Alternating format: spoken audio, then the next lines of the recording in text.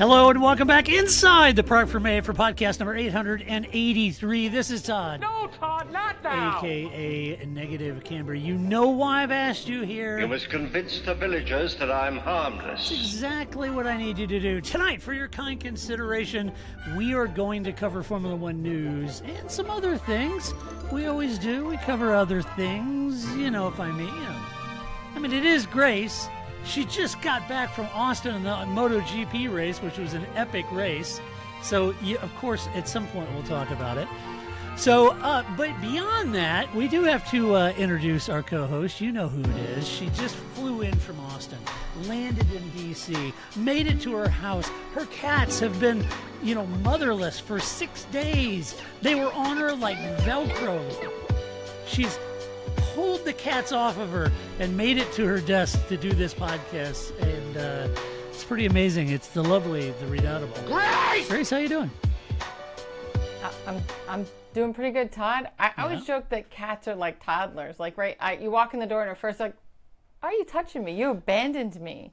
Like, I remember when my nieces went through that phase of like, oh, I'm just going to sit at the top of the stairs and stare at you because you left me. How dare you? And then they're like, all right, all's forgiven. Let's be friends. Let's play. Yeah, it's a little bit of sulking time. Yeah. There's still this like, you are not forgiven for leaving me. Yeah. That is true. Yes. So that's it's exciting. Well, hey, a huge before we get started, a huge hello to all of our Patreon supporters that are joining us live for this recording, and we've got several Patreon members in here, and they are awesome, and they are interacting with us and commenting to each other. It's a great community. You too could be in this live audience with us.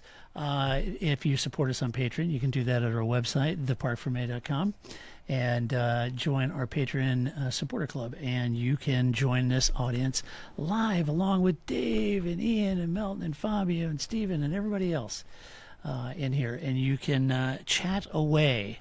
So anyway, welcome to all of you. It's great to have you. I love having you guys during the show. Is this Ziggy? No, it's Levi. See, it took see, now Levi jumped up. Three seconds before somebody showed up. See, cats. Yeah. Cats galore. So we're going to talk about some Formula One news. And, okay, so here's the funny thing, Grace. So, obviously, the big news in this past week is Fernando Alonso signing this big deal, right? Yeah. Right? This is the big news. So, I thought it would be funny to go and let AI create a little. This is not going to be good. However you finish this sentence is not going to be good. It's not going to be good because I don't speak Spanish. So someone out there, and I know we have listeners that speak Spanish. So somebody who speaks Spanish, please translate this for us, because I thought, okay, I'm going to go out, I'm going to do a little music, a little Spanish guitar, some strings, a kind of dramatic, cinematic sound music. And then I told AI, I wanted it to give me a voiceover of that said, this is Fernando Alonso. That's all I said I wanted it to say, right? I didn't say in what language or anything. I just said, give me a voiceover quote that says, quote, this is Fernando Alonso, end quote. That's all I said. So this is what it produced. And somehow I think it's hilarious and fitting. So for all of you that speak Spanish, if it's like horribly offensive, I'm sorry, because it's AI generated. I have no idea what it says. I think it may be just talking about some of my prompts about dramatic string section emotion. I don't know. And I could swear maybe it says that Fernando is either a GP2 engine or a GP2 driver. I don't know. One or the other. Either way is kind of right. So either way, So without further ado, here it is. This is the AI generated Fernando Alonso theme song now. En tus oídos, melodía toca. Con guitarra y la orquesta en voz. Dramático en el aire flota. Esto es Fernando Alonso.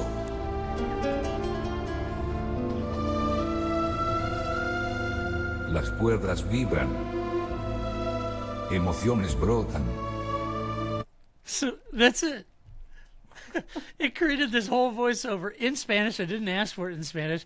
Created the whole voiceover in Spanish. I have no idea what it says other than Fernando Alonso. Very dramatic. And dramatic. Yeah, and I got that. But so anyway, I have no idea, folks. So if you speak Spanish, give that a listen and let us know what it says. That was pretty funny anyway. So, yes, big news in Formula One. I don't know. It's hard to top that. Like, we should just end the show now. I know. We should just end there. That's all you really need to know. Nothing I have is going to be as interesting as whatever that just created. I know. Yeah. Oh, man. And the voice was perfect. Yes. Yeah, this deep Spanish accent. It was just perfect, So anyway, yeah, big news. Fernando has signed a new extension with Aston Martin through 2026 when he'll be, are you counting, Grace? 45 years old. But he says the deal is kind of a lifetime project, and that's led many to believe that there's a post-racing role for him at the team that also may be in the mix, and that's kind of what Lewis Hamilton was looking for, right? At Mercedes, that's right. Merck didn't give it to him. Ferrari said they would, so Lewis moved over there. So maybe Fernando got it, said, hey, Lewis wants a post-racing career and role at the team. I'm gonna ask for that. So that's what he said. He said, look, as far as age goes, I'll be the first to raise my hand. If I feel like I've lost my edge or my motivation and drive or my skills, I'll raise my hand and have a blunt conversation with the team and step down. But he said just 5 days ago was probably one of the best races of my career in Japan. So I'm just going to put this out there. Every human I've ever met, real good at that. Yeah, real good about that, taking self-inventory and introspection. I'm just saying, it's not really our strength as a group of people, or as a species. Right. But all right, I hear you out, Fernando. That you'll let us know. You'll let us know. And don't be using Lancey Boy as your measuring stick either, because that may not also indicate when you should retire. That's not a good litmus test there. No. Nope, not at all. I agree. So here is what he had to say. Quote, I felt that I love too much driving, that I cannot stop at the moment, and I think the sacrifices that you have to make are smaller than the joy of driving and the passion that I have for driving. I breathe Formula One. I live Formula One. I train to be fit to drive Formula One cars. I eat to be fit to drive Formula One cars. And it didn't arrive the moment that I felt, I needed to change the lifestyle. My lifestyle is great. I love what I do, so I will not be happy sitting at home and watching Formula One races because at the moment, I still feel that I should be there. End quote. So what we learned from that statement is that commas are important. Yes. Yes. And accurate translations. That's helpful. To know where the pauses go. But yeah, I mean, of course, but that's also why I think the idea of we're not a good measuring post of our own successes or failures, right? And that this is it. This is what he's been, working towards since he was 2 or 4 or whatever. Yeah.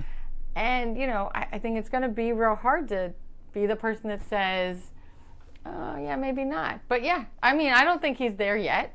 I think he's got at least another, year or 2 in him. And to me, it just seems like the travel and all that other stuff is what would get to me first. Because that's how I feel, again, just in my own personal life. It's not my job is not being a Formula One driver, but at some point it's I need to travel less. It's just, it wears on you at some point. So I can't. It's a grind. Yeah, and that has to be hard. I mean, we were even, being at the MotoGP race, Austin's so big that they can have some of the Moto2 teams in the paddock with the MotoGP teams. And exactly, as soon as the race is over, they're packing up. And even and they're out of there before the MotoGP race, which is 15 minutes after their race, they're ready to go. So, and they're out on an airplane that evening. So I just think that kind of I don't know.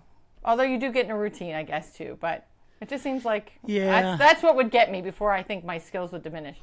Knock on wood, right? Yeah, these guys live out of a suitcase. Yeah, And so it's going to be tough. But I think I think he still has success, and he's finally at a team where it's clicked. I'm not sure, because I think so many other people have found the relationship with Lawrence Stroll to be so toxic. Yeah. And I think more people have the Otmar Schnafnauer experience, but for somehow Fernando Alonso, those two have just it's clicked.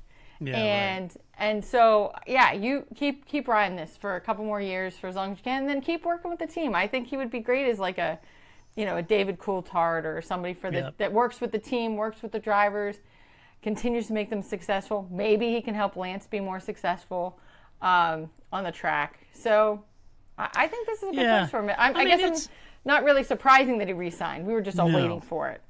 Yeah, it doesn't surprise me. And I think it's a fair point. I mean, honestly, if you listen to Sebastian Vettel kind of mumble lately about missing racing, so this may be a good move. And I suspect Lewis, you guys remember for years Lewis talked about, even when he was in 20s, about he wouldn't be doing this for a long time. He always talked about, he'd be leaving the sport. He was going to be a musician maybe, or a fashion mogul, or an actor, or some other thing that he had an interest in, that he wanted to be involved in, and yet here he is, 40 and or close to, and decides to sign with Ferrari in a long-term deal. And you think, well, it's one thing when you're late 20s, early 30s to say, yeah, I'm going to go be this or that.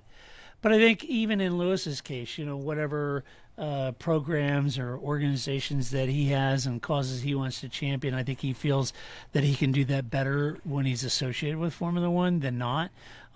In the end, it's what these guys know best, and it's what they're best at.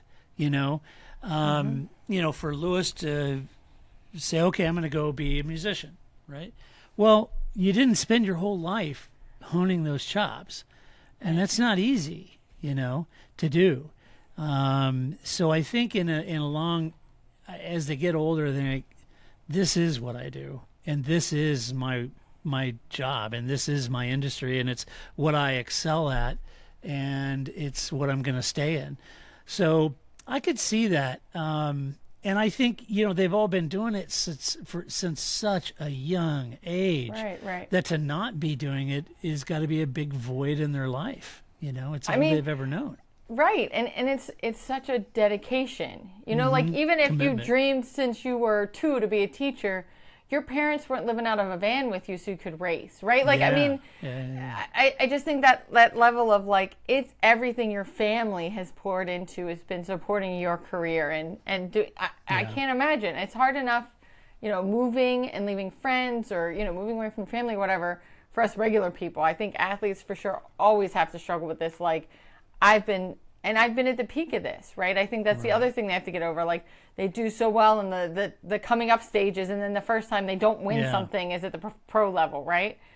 And that's the other big hurdle, is when do you stop doing something? When are you willing to move on for something that has been your entire dedication? Yeah. Every morning. Yeah, it's always got, and it's not just Formula One. I'm sure Valentino Rossi really weighed it. I'm sure stick and ball sports athletes weigh that. For sure. As they get older, their arm can't pitch as fast or as hard. No, those kind of things happen. If you ever read Paper Lion, that book was written in the late 70s, right, about football players.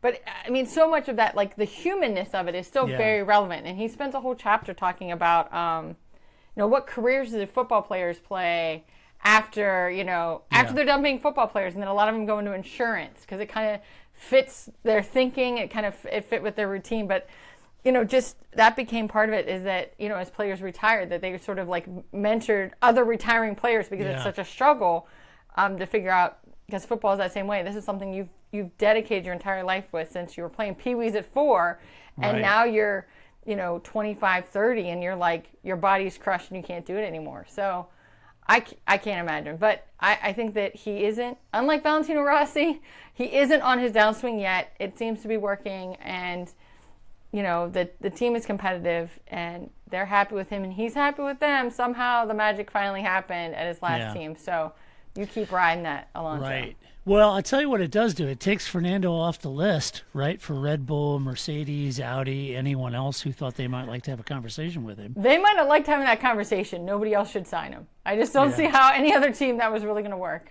But. Yeah. I don't, there certainly was speculation in the press, and one of them was, about Red Bull, but I don't think Christian Horner's ever been a huge Alonso fan. I think he's had options for Alonso in the past, and I kind of felt like he thought Alonso was a dynamic that he didn't want in the team. Dynamic is a nice way of putting it, for the record. Yeah, I just, right, like, I think that's just going to be a nightmare. Plus, why would you're always looking forward as a team. You already have Max Verstappen, who is in the middle of his career. God, I mean, he's like, 26? It feels weird to say he's in the middle of his career or whatever. But so, Max is not the new kid, and he's not ready to retire. You already have somebody in that place. Why would you hire in somebody older? That just doesn't make any sense for your. If I was running a team, I wouldn't want to pick up somebody who at most has 3 years. If Alonso's racing another 5 years and is competitive, that's like a Festivus miracle. So even if we give him 5 years at most, which seems crazy, I don't know why you would want that. I would bring in some 18, 19, 20-year-old for my junior team to race with Max, not somebody who's older, because that's not where my hole is in my team. Yeah, I mean, I think they should look at Albon. I think they should look at Liam Lawson. If Daniel Ricciardo can turn his performance around, maybe. Yep. Those kind of things. But Alonso, I don't feel like was a realistic option. I'm also curious. I'm not so sure Toto's impression of Alonso either. Not sure about that one. Yeah, at some point, like, I work in a small field. At some point, you should never burn bridges, right, when you leave jobs. But for sure, I work in a small field. They work in a small field, right? Like, sure. There aren't that many teams that if he didn't work out with Aston Martin, pretty soon retirement is all he's got, because there's no other team he can work with. Right. So, I don't know that there's anybody. He's not going back to Ferrari, and I don't see McLaren. I'm going back to McLaren again for the third time. I think it's a logical choice. I think it's a logical choice. Stay at Aston Martin. You get a good relationship there, right? That process. The team's happy to have you. Everything's fine. I think Red Bull would have been a question mark in my mind. I don't know that they would have made an offer, and I'm not sure Mercedes would either. So I think it's the obvious choice for Alonso. There's some that said, he could go anywhere he wanted. I don't think that's true. I don't think all those options were open to him in reality. No, and everybody is always going to say that. Yeah. Alonso's always going to say, I talked to the other 9 teams on the grid, and all 9 teams are going to say, I talked to Alonso. That's all. It could be Kimi Räikkönen. They're all going to say that, right? So you can't ever take that. And of course, he is a world champion. He is successful. He could go to any team, but should he go to any team, right? Like, I'm qualified for a lot of jobs. It doesn't mean I should take them, right? Right. Well, and maybe the more pressing issue at this point is what does the team do with that second seat? Is it Lance's for as long as he wants it, or is Mike Crack and the team really finding Carlos Sainz or other more attractive packages to team with Alonso? So you've got Alonso. Is Lance a good teammate with Alonso, since Alonso's kind of your focus? Would it make more sense in my mind if they could pull it off? I think getting Carlos would be huge. I think it depends on what they see their future as. So if Alonso retires in 3 to 5 years, would that promote Lance to being their number 1 driver, and they bring in a young driver behind him? Or would they also be getting rid of Lance? Because if that's what drives, again, just like with Red Bull, that drives that decision of what your sort of 5-year plan is for your team. And they don't seem to be getting rid of Lance. And, I want to say it was Motorsports. Somewhere I was reading, they were talking about how Lance's skills really in car setup. So they're not as concerned that he doesn't give them the on-track performance, because he's giving them a lot of off-track performance. Well, if that's the case, then I could see maybe keeping Lance. But I've been questioning keeping Lance for a long time now. So I'm not sure. I'm not sure what's there, but it has to be something, because it can't just be my dad owns the team. Even your Yeah. dad at some point has to realize you have to go Yeah. somewhere else. So there has to be That's something been my he's doing. concern, is the amount of points that they're leaving on the table. Right. You know, that the team needed. But anyway, watch this space. It'll be interesting to see. It'll be interesting to see what happens. And it works and who well. they pick. Maybe that's it too, right? Like Lance and Alonso work well together. I mean, I think we all Yeah. saw how They do. Alonso and Ocon were great friends until they weren't. Yeah. And that didn't go so well. So, I mean, maybe don't upset the apple cart until Alonso retires. Yeah, if you've got a harmony there, you know, maybe it's a if good it's working fit. for you and it's keeping, you know, I mean, I think they've already done better than I would have expected at this point. So keep it. Well, and the next thing I would get to thinking was, you know, now that the ink has dried on the new deal for Alonso, you know, there's no mystery that Honda will be the lump in his car shoving him around the track. And that had many folks wondering how Honda felt about giving Alonso an extended contract, given Alonso's criticism on the engine maker in the past, remember?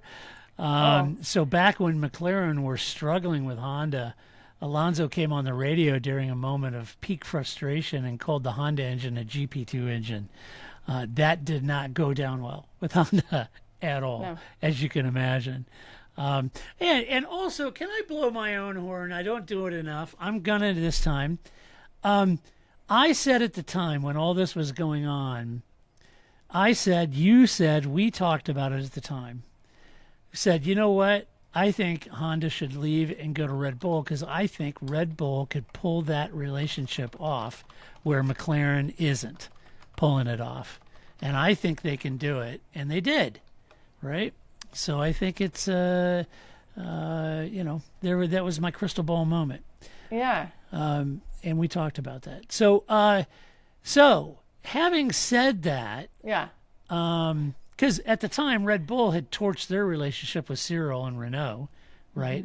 And they were desperately looking for an engine supplier. And I said Honda should go over there and work with them, and they did, and it worked.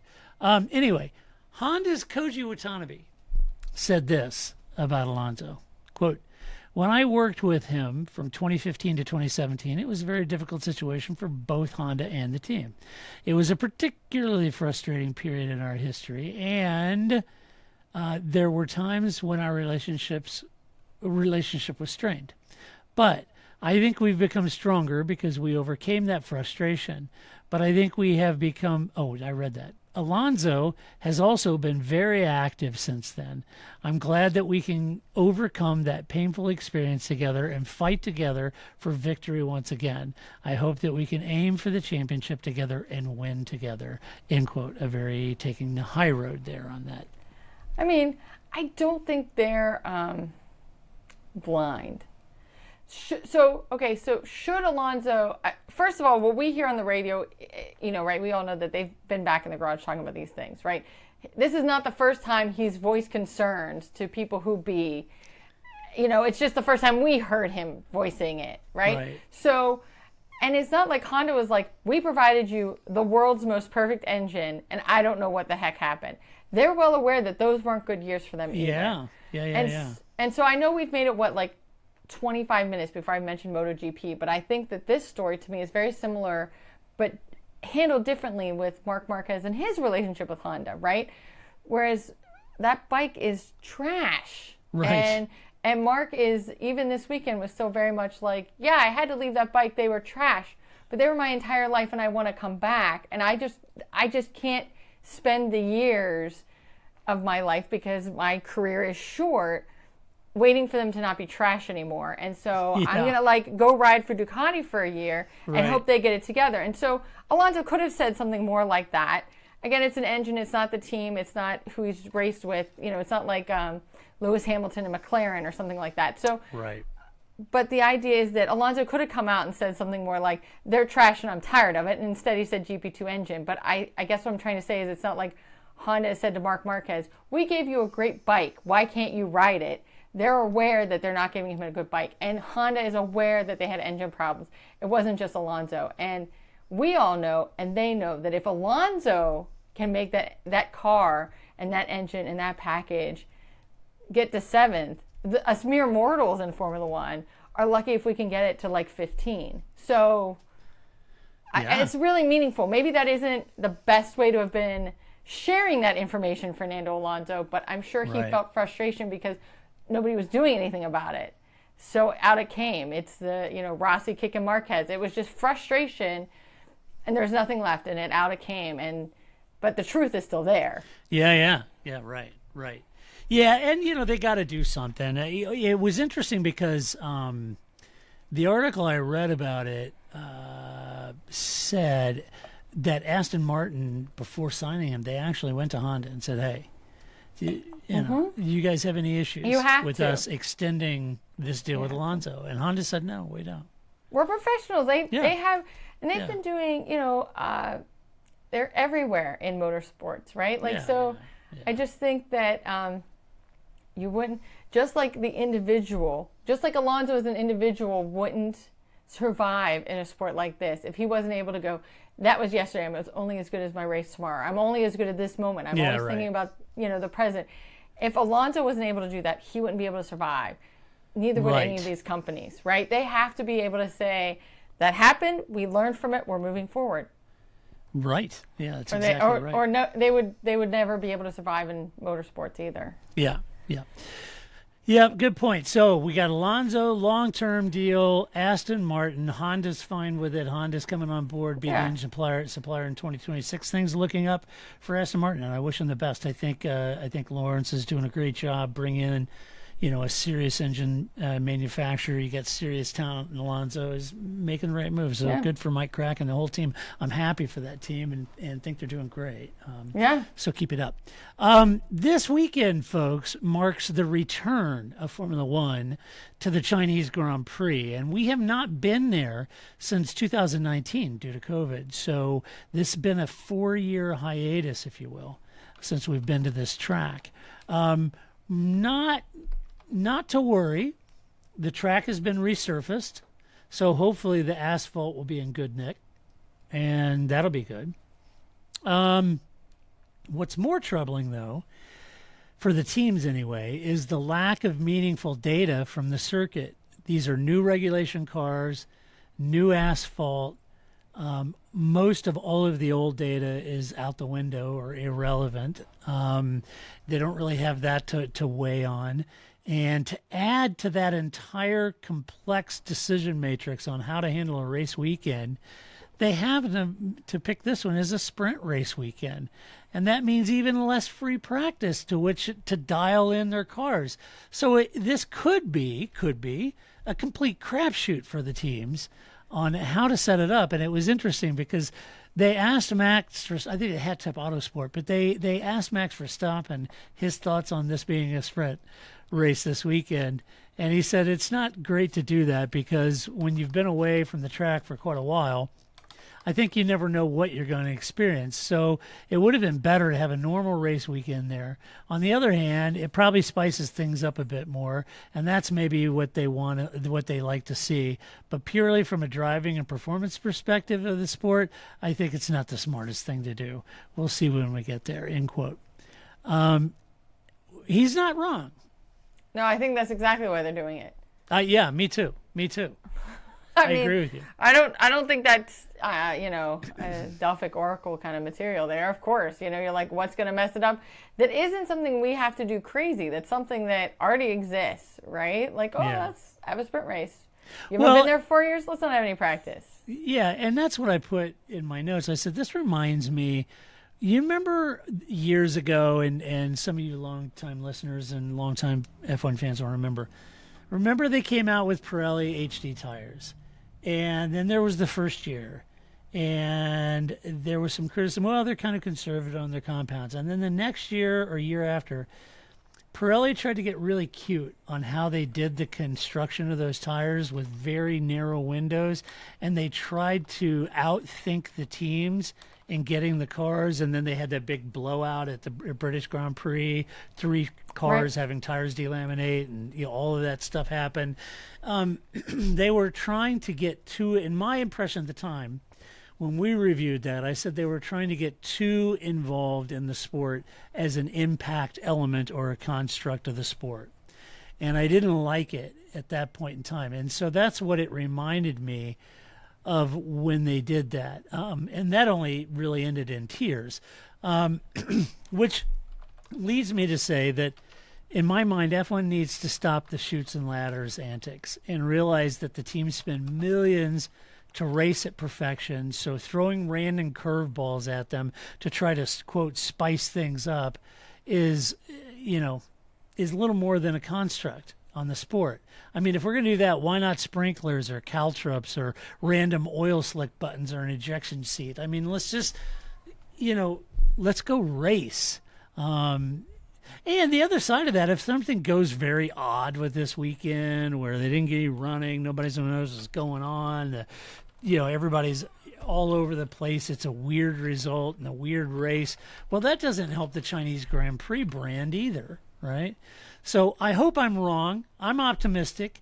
It's a great track. The drivers like it, so let's hope the teams get on top of things, and this will be a big nothing burger, and it's nothing to look at, and it's no big deal.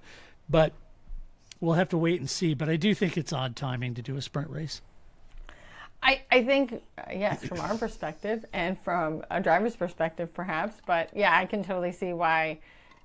As soon as that was like, I think thought one was, let's bring back China. Thought two was, and add a sprint race, right? Like, I can see how that as a promoter, that's exactly what you would do.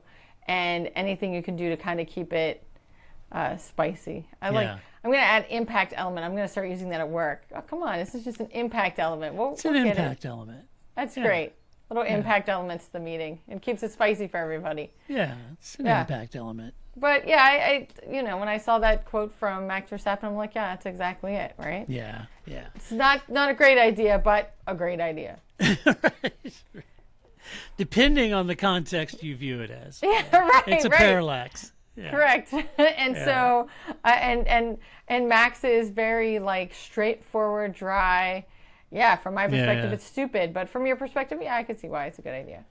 Yeah, there's other ways to do this without being a construct. There was an article I didn't get a chance to read today that was out there about Adrian Newey's comments about the future engine of Formula One in 2026.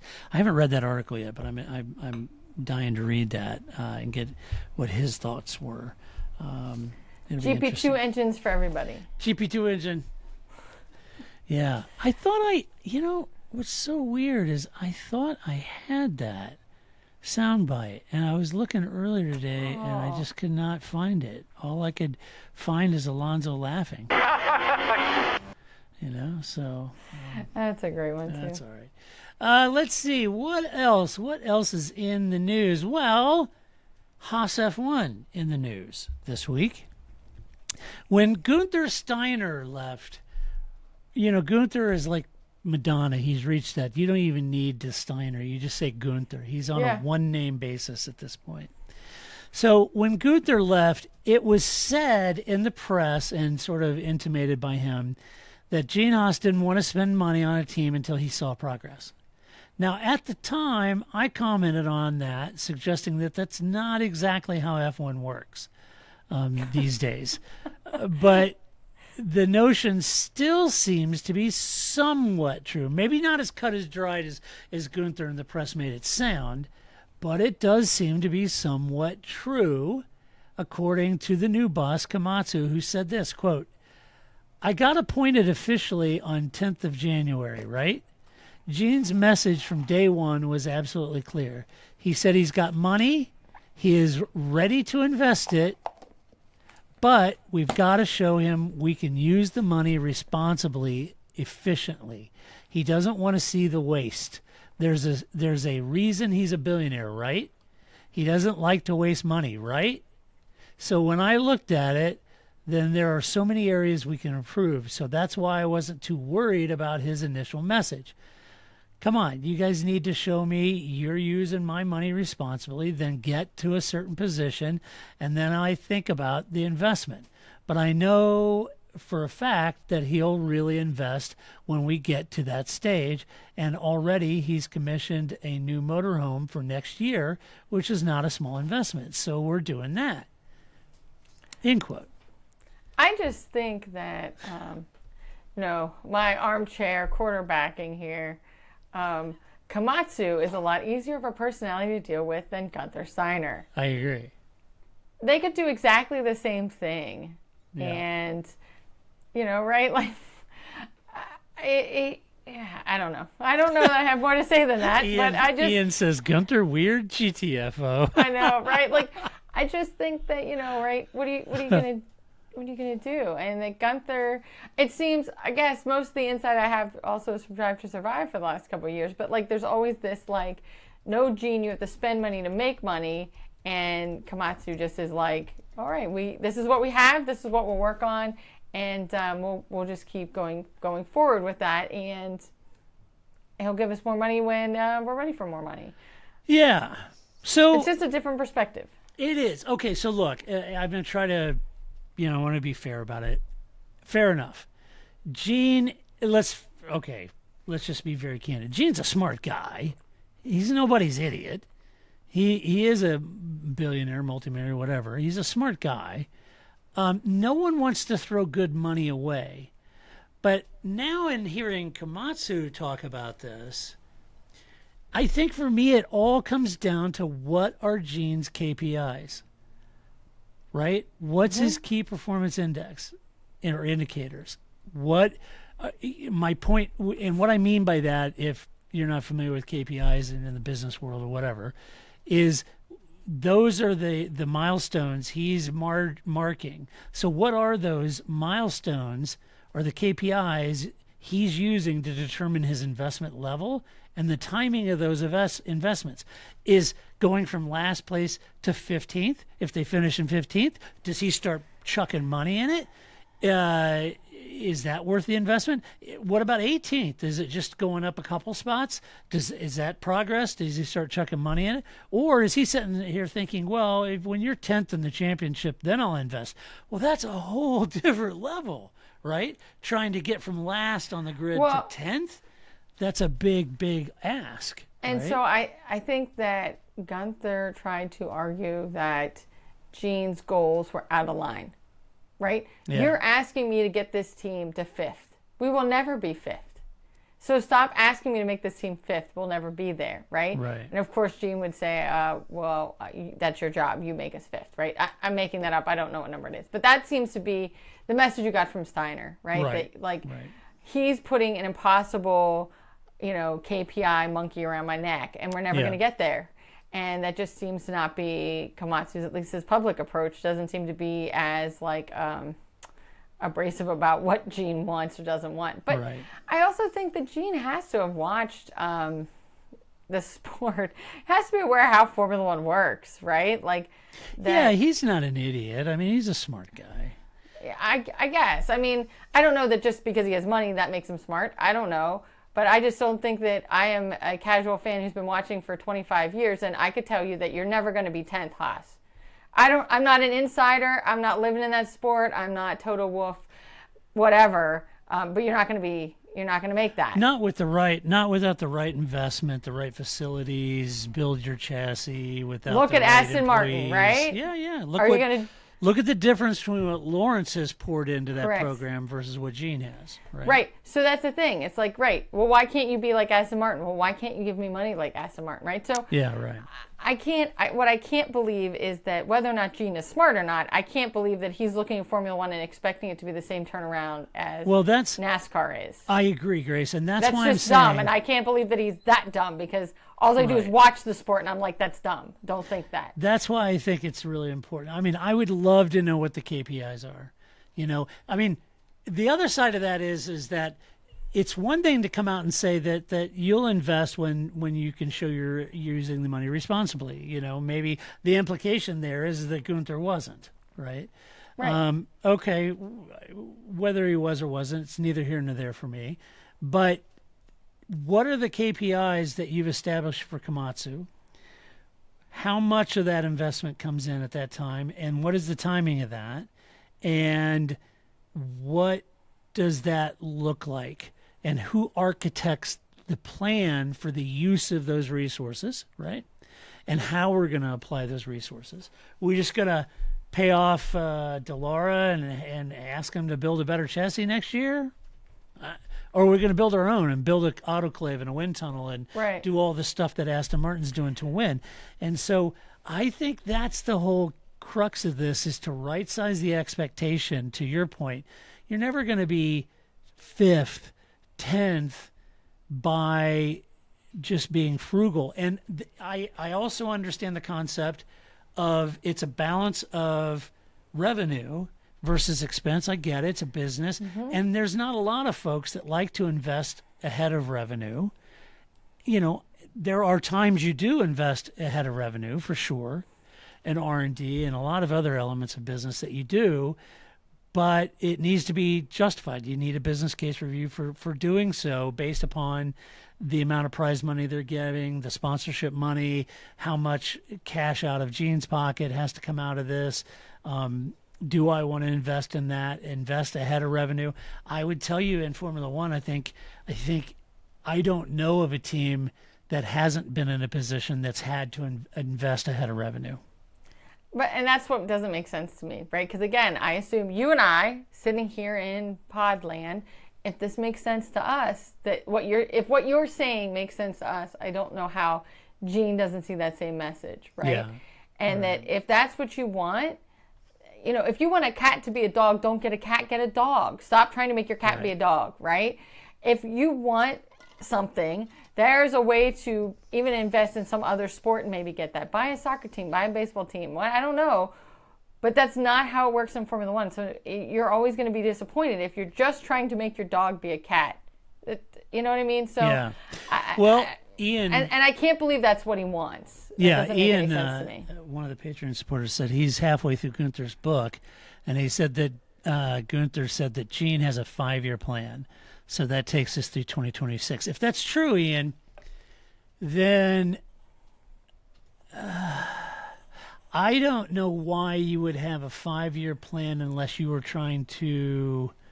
How does that look? It's not a case of Formula One still being the same size it was when he joined, so he's trying to get made whole before he backs out, because it's grown exponentially. But that growth is not sustainable, and it's not going to hang in there. I don't think it's going to hang in there for 5 years, if I'm perfectly blunt.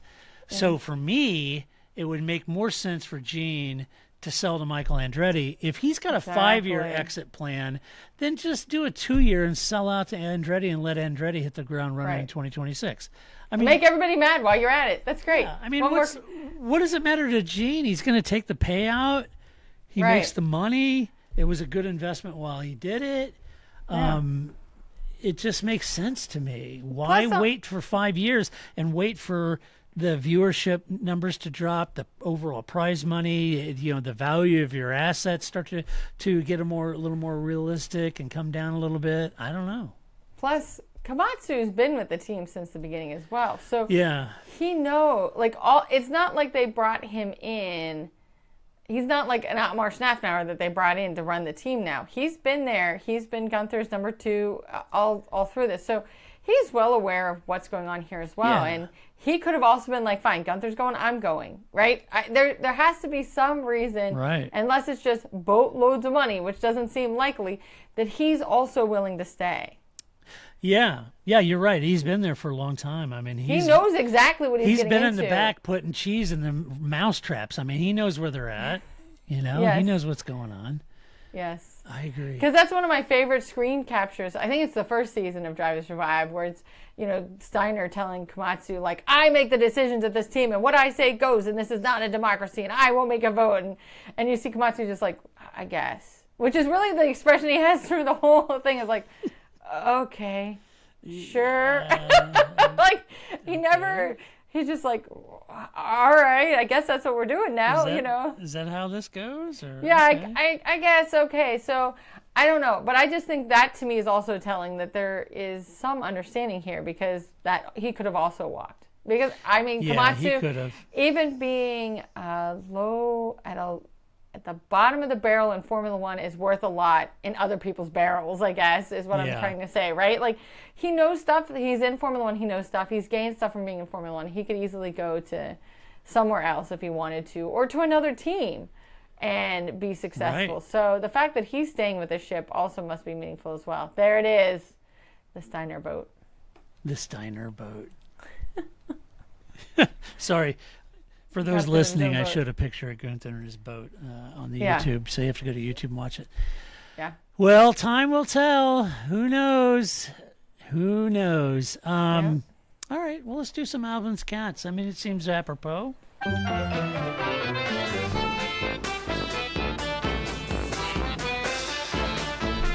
Yes, Grace. I gotta tell you, Grace, I know what your Alvin's Cats session is going to be about. It's going to be about MotoGP, and I watched the race, and wow, As you should. what a race. I honestly thought it was going to be a case of, does anybody have anything for Marc Marquez? Well, I think that was Crushing. But I will say, so we brought, the premier tickets because it's hot and we're old. And so I have also argued that I wish there was some way that you could get the suite experience but have actual seats and be able to get to them. Right? Because that's the problem, is because the whole day is stacked. So even if we wanted to go sit in, turn 7 or someplace else, Right. you can't get there from your suite fast enough without missing something. And so, and that's always been my complaint at every track. I wish there was more sort of air-conditioned shade somewhere and some water. Because I think that's the other thing, too. This is the first time I think I've ever left a race and I haven't been, every day, have a case of water in the car because you're just dehydrated by the end of the day. Chortle. Because you've been outside in the sun for 8 hours, right? And water is, $4 a bottle. And so it's the giver of life. So, but anyway, so we did. But that was, so one of the benefits of having the premier tickets was that we got meet and greets with old man's Joanne Zarco, who does look just as old in real life as he does in person, I'll let you know. But he was great. His interview was great. And then Alex Rand and then Marc Marquez. And so, somebody asked that question, and then it was just that it wasn't a question. They just made a statement. They were like, I don't have a question. I'm just glad to see you happy. We're just all glad to see you smiling. And he was dancing after qualifying. And it was just whatever, sure, we'd all love to have you at Honda. We love that story. We totally get that. But we're all just glad that you're happy.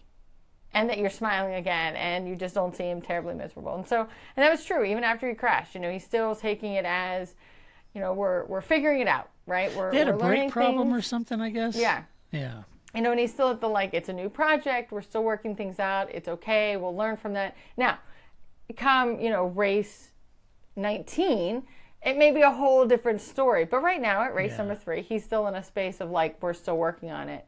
Man, Vinales' pace, even if Mark he took the lead, even if he remained up there, I just don't know that he could have held Vinales off. I tell you, I was trying to explain this to Flip. So I've been watching MotoGP for a long time, but Flip's only recently started watching it. And he's like, why? And he started coming into it now with, both Aleix and Maverick having success with Aprilia. And I'm like, I can't. If you take how I feel about McLaren, that's how I feel about Maverick Vinales. I want so bad, but I can't. It's just heartburn and disappointment. And every time I'm like, Maverick's going to do it, and I can't. It's just, it's going to take me a lot more than 3 races in a season before I'm going to be willing to be 100%, not because I don't want it, but because, I can't, that burn is hard. Right? Just like being a McLaren fan. And every time you'd be like, Grace, they're doing really well. Are they? I don't know.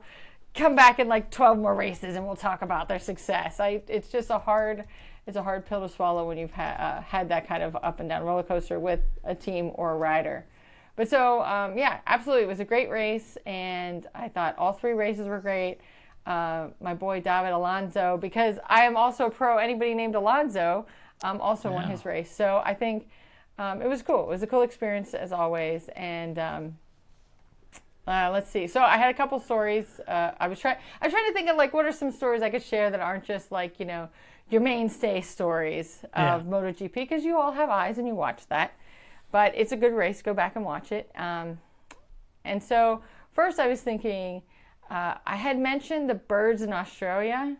The birds in Texas are ginormous. The grackles, they're huge. They're these huge black birds, and they're everywhere. They're in the airport. They were just like living their lives, and they're huge.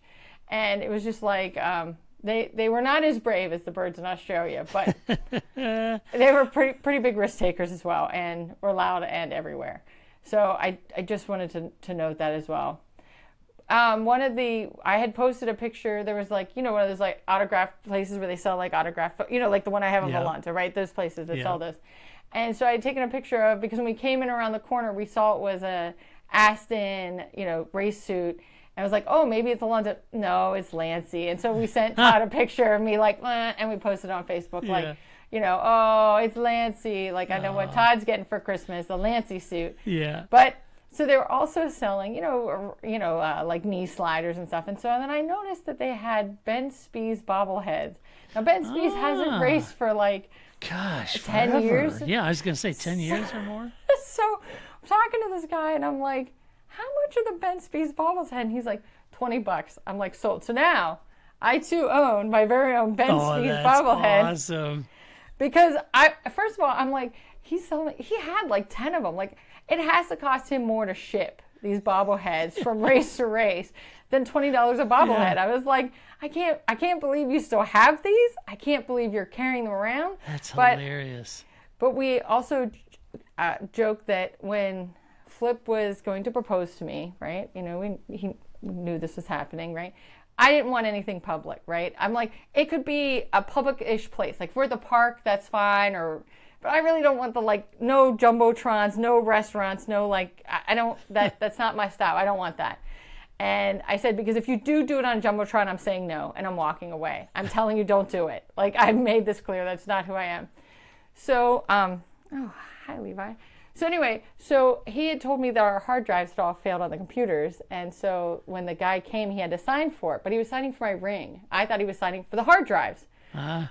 So I was like, oh, he's going to be upstairs. He'll be busy fixing the hard drives. I'm going to watch the MotoGP race. I can have an hour to myself. I'll just watch the race. No interruptions. It'll be great. He goes upstairs. He comes right back downstairs again because it's my ring and he's going to propose to me. So we joke that there were only 3 people at our engagement, him, me, and Ben Spies, because that happened to be who was on TV at the time of the MotoGP race. Oh, so funny. It was also a funny story to also have, Ben Spies bobblehead was that... Ben Spies was a critical part of your marriage. That is correct. So I bet it was Ben just, would be happy to know that. You should I do write too. him. Apparently he's Dear still... Casey Kasem. Apparently he's still... he's a team principal in not AMA. I think it was a Moto America team. So... Yeah? For Graham Rahal's team. So I was like, I didn't, because I was like, what, it's been a while. Like, again, these are from his 2011 win at Aston. I'm like, I'm going to have to email this guy. Like, how long have you been holding on to these? Because he had like a Casey Stoner which makes sense. Casey Stoner, that makes sense. Like carrying around Sebastian Vettel bobbleheads, that makes sense. But Ben Spies, that's like, I mean, it's meaningful to me, and I'm a Ben Spies fan, but I don't know why other people would want that. So anyway, that was a randomly interesting fact.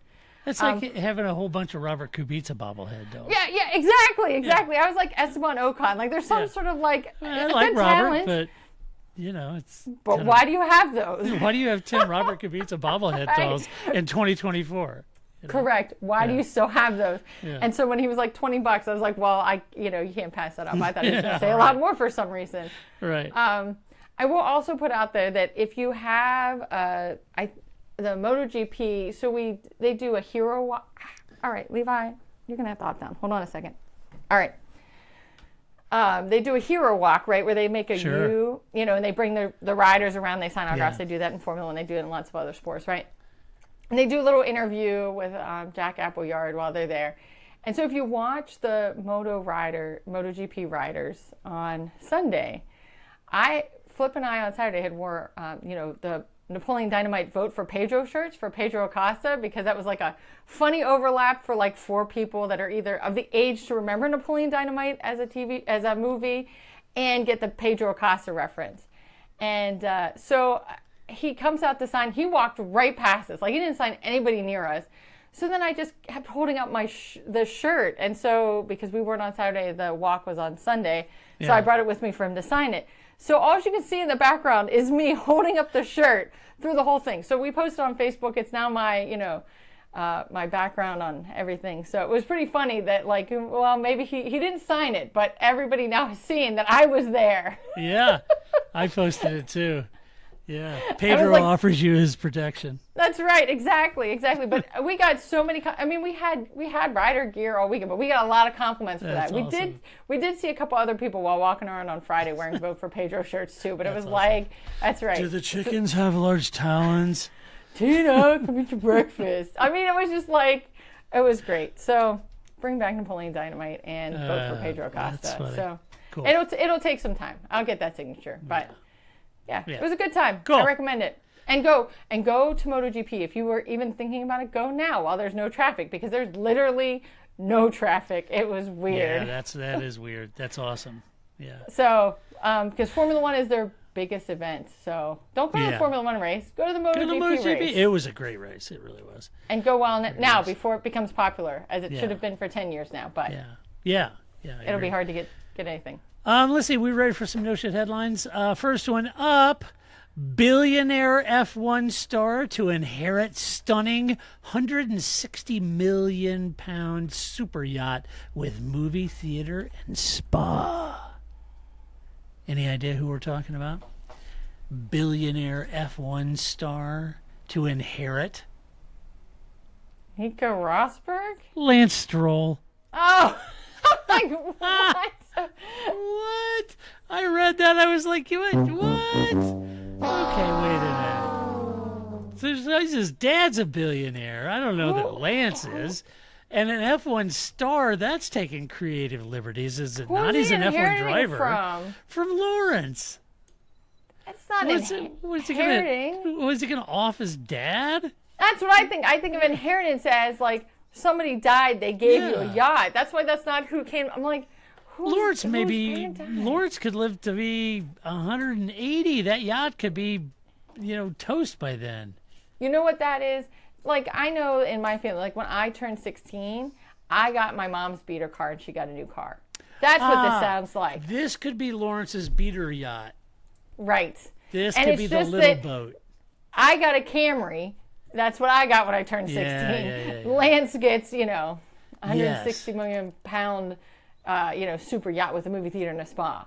It's like a Camry, but for rich Lance gets kids. the dinghy, and then Lawrence has the big boat. Yeah. Correct. That makes sense. All right. Yeah. Let's see. Next headline: Ryan Reynolds' F1 team released statement on sale rumors after tough start to season. What do you think Alpine said?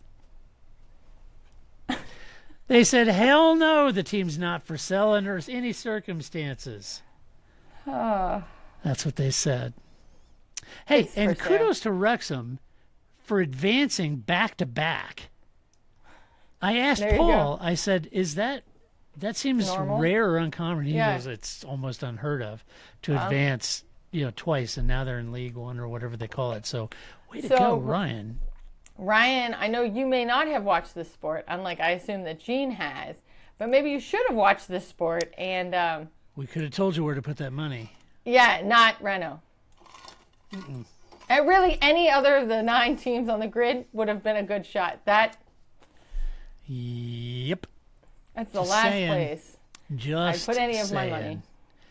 I meant to put the headline with Ralph Schumacher getting all kind of chippy about James Vowles. I thought that was an odd comment. It was a comment. It was weird. And it was just like, Ralph Schumacher. JV gets like that sometimes too. He does. Every once in a while, he get like diarrhea of the mouth, and I'm thinking, sit back down and have a chocolate chip cookie. I don't know what you're talking about here. Come on. Yeah, right? This is like his second season. I don't think the team's all, the ownership's all pissed off with James Vowles because they're trying to get their sea legs over there. It's a long process, and I think James right-sized that expectation. Yeah. He knows exactly what he's doing, and I think he is very frank about it, which is what you want. You want hopes and dreams, but you want them to be realistic, right? Yeah. And his are. Let's see. Next one, Red Bull sale not ruled out as Michael Andretti gets new chance to buy F1 team. What are we talking about there? Well, Helmut Marko not ruling out a possible sale of Visa Cash App RB. And you never know. Maybe Michael Andretti could pony up the money to do that. What's also interesting this past week is that the Andretti group opened up their new HQ in the UK. They have a brand new headquarters in the UK, their Formula One shop there. And then a news story came out and said they're planning on getting into F2 and F3. And Michael said, with what we're doing with Cadillac, the investments that we're making, it's going to be impossible for F1 to say no to us at some point. They will keep saying no to you, though. I think they will. And yet they will. Yeah. I need the like Arrested Development voiceover. And yet they did. Reminds me of Kenneth Branagh in that HBO movie, Conspiracy. It's about the meeting at Wannsee of the Nazis and the final solution. And it was interesting. It's almost like did you ever see the movie 12 Angry Men? Yes. Okay, it's very much in that vein. Okay. It is a wonderful piece of acting and everything with Kenneth Branagh and Colin Firth and all these guys in it. And there's this moment when one of the doctors stands up and says, no, that's not what we're doing. I have been assured by the Fuhrer that that's not going to happen. And Kenneth Branagh's character looks at him and goes, and you will continue to be. And he goes, oh, okay. I get it. Yeah. So it's one of those, you will continue to be told no. Yeah, right. Yeah. That's right. Yeah. So, we'll see what happens anyway. That's funny. So that's okay. We do have a mailbag before we bail out. You've got mail. Yeah. Can I tell one more story before we go to mailbag? Because I don't want to forget, and it's timely. So just because when we had gone to Austin, the three of us, the first year, whatever, that was like 10 years ago, which seems like yesterday, but whatever, 10 years ago. And we did the double-seater Formula One car. It wasn't a Formula One car, though, right? It was an F1 car. Okay. Well, nonetheless, we did that. It was crazy and cool. It was crazy. Yeah. And so we did that. So they offer this as well at MotoGP races where you can do a double bike.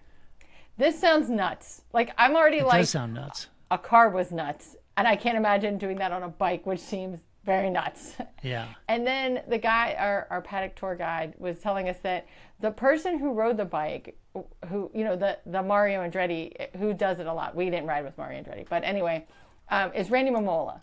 Now, for those of you, it was funny because when he said that, you could see the people who knew who he was and they went, what? That guy's nuts. He's still nuts. He's an announcer now, but nuts as a rider. I don't really have quite a, I don't know who else would be a comparison for y'all, but you could see who knew and who didn't know. But he was like, he used the F word a lot in descriptions. Randy Mamola's riding style, and that they would be like, oh, this guy's got a broken leg. Take it easy, Randy. Randy didn't have an off switch. Randy was just like all out, kind of like a Marc Marquez, which still may not help people, but we're like, there is no like, take it easy. It's all the way, all the time. And so So not only did like the idea of doing a two-seater bike scare the crap out of me, but the fact that if you walked up there and it was Randy Mamola, you'd be like, I'm good. You can keep my money. Yeah. I'd like to live. That seems like a lot, and I don't need that. And I was looking on his Facebook or on Wikipedia, and to see, because he raced before I watched, and so I wasn't quite sure where he kind of fit into things. And they describe his racing style as aggressive and spirited. I was like, that's the greatest descriptors ever. Oh, that Todd. He's aggressive and spirited. But yeah, when he told us that, I was like, I'm good. Who knew? I'm not sure I would ever have that experience. Yeah, I don't blame you. Thanks. Because already getting on a bike seems scary enough. When we did the Formula One car, when we rode in the Formula One car, we had Martin Plowman. Yes. He was the guy that was the driver for us. He was awesome. Yeah. Yeah, he was a great guy. Good. So, hey, Martin, great job. Yeah. Yeah, still remember that. I'll put that out there. So, yeah. All right. Randy Mamola. Mailbag. You've got mail. Ryan McLeod asks this. He asks, I'm sorry, Ryan, Paul's not on this show, but I believe I do have the answers for you on this. He had a couple questions. He said, I have 2 questions, if that's all right. It's perfectly fine, Ryan. He said, I noticed during McLaren pit stop that they have engineers hold on to the halo while the tires are changed. Similarly, Mercedes had some grabbing the front wing. Might that be to stabilize the car during the pits or something else? It's a great question, and you're exactly 100% right. They're called like steadiers is what they do. So when they bring those cars in, they lift them on the jack. Those cars can tilt right or left a little bit. So what they do is they hold on to the halos there, and they stabilize the car, and they hold it to keep it plumb and straight up and down while they're putting the tires on, because if you're jamming those tires on real hard, it could tip it or whatever. So they're stabilizing that car when it's up in the air, and then they drop it. That's not all those mechanics do, though. Those 2 mechanics are also critical if there's a damaged front wing where you can't get the front jack in. These are the 2 mechanics that have the side jacks that come in and lift the car up at the side. So they really do 2 things. They're steadiers, and then they're side jackmen is what they do. I feel like that job is what my dad raised me to do. Like, right. I often joke that my dad only agreed to have children because he realized we would be human sawhorses, and we could just hold stuff for him while he worked on it. Right? And bring in the 3/8. Give me the 9/16. Hold this still. Yeah. Oh, okay. Hold the light I just need there. you to hold this halo right here while I work on it. Keep it steady. Right. Don't get bored. Like, don't do this, because that's not going to help. You have to be focused and hold that. Hold the light. Hold the light. Yeah. That's right. So human sawhorse, that's the job. I think I was raised for. So it's a good question. I said my second question has to do with Tsunoda. Do we need to assemble a search party for him? The Tsunoda that was driving was both fast and kind to his team over the radio. The only possible explanation is Tsunoda's driving was some sort of robotic clone, and the real Tsunoda's in some sort of danger. Is this like there's an episode of the Simpsons Halloween episodes where they realize that Bart is actually a twin. Yeah, and right. They lock the wrong twin in the attic, and the nice Bart is in the attic, and they're raising the nasty Bart. They got the wrong Bart as the real child. I think that's where this seems to me be going. But I think Tsunoda's narrative has changed, and we're just slow to pick up on it. I think Yuki's trying to do a change. I think it's the new and improved Yukester. Yeah, I think he's really making a concerted effort, and and for sure, I think it helps that he's having a lot more success. I mean, don't we all feel that way? Like, it's a lot easier to come into work every day and smile when work doesn't suck, right? Well, it's always good when you're kicking Dan in the growing and doing well. You know, that'll perk you up. Exactly. So I think that helps. I think he is trying to be a kinder, friendlier person. Agree. I think his narrative is turned a corner, or they got the wrong Bart. It could be. They got the wrong Bart. And they just figured it out. It could be the wrong Bart. I mean, that's always possible too. But yeah, I think give Yuki a shot. I think that finally, I say why not? He's not giving him that material. Lancey boy, look at how serious he looks. He looks so serious there, doesn't he? Well, you know, his facial hair still throws me off. Like, I don't know, Lance. Like, I know. I'm not here for that. I know. It's we've talked about Gunther. Oh no, it all went wrong. We've talked about that. You know, what else are we going to talk about? What is there to talk about at this point? I don't know. I did want to give a shout out that if we haven't provided enough MotoGP coverage, please go check out Jim's podcast, MotoPod. He did a lot of great paddock interviews, including with Dan's his first name. I can never remember his last name, but he's the new PR guy for MotoGP, an American. He's sort of been changing the way things going, putting things in front of the paywall. I know, sneak peek, we talked to him on Friday. He answered a lot of questions. Great guy. Hung out in turn 2 and then walked down the track a little bit. So check out his podcast. And also, if we ever find ourselves in Europe for a MotoGP race, David Emmett says hi as well. I know that we met him a couple years ago in Indy. I did meet David Emmett. Yeah. So he was not in Austin, but he said, yo, if you guys ever come to Europe, let me know. So Yeah. He was in St. Louis one time, and delightful chap, and got to spend a little time with him and talk motorcycle stuff. Yeah. So that door is still open as well. Some of the MotoGP guys, they thought I was an idiot because I was talking to him about many years ago. And I'm not taking a swing at him. I totally agree with him. But I come from the F1 mentality, so I was asking him about aerodynamics, and they were like, "Well, no, it's motorcycles," and I'm like, "Yeah, but a fairing here or there and controlling airflow or the bike," and it's like, "No, it's so lightweight, and horsepower and everything. It's not that big of a deal." And so it's very intriguing now to see all of the aero on these bikes,